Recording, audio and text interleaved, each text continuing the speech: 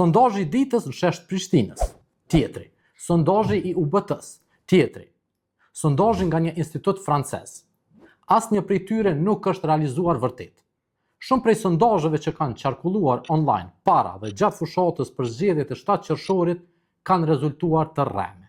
Hybrid Fake Info ka verifikuar 10 përmbajtje të tilla, të publikuara nga faqe të ndryshme në Facebook që përpiqen të paraqiten rrejshëm si media, dhe ka gjetur se atyre u mungojnë elementet kryesore që e bën një sondazh të besueshëm. Nuk tregojnë metodologjinë, nuk tregojnë sa persona janë anketuar, nuk tregojnë përbërjen e mostrës, nuk tregojnë qartë kush e ka realizuar sondazhin, ku dhe kur.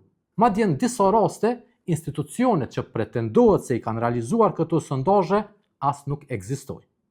E qëllimi është të krijohet përshtypja se një parti ka më shumë mbështetje se sa në realitet.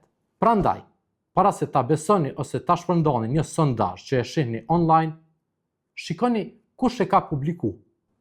Kërkoni metodologjinë dhe mostrën. Verifikoni nëse institucioni ekziston. Krahasoni informacionin me media kredibile dhe burime zyrtare. E mos lejoni që vota juaj të ndikohet nga sondazhet e rreme.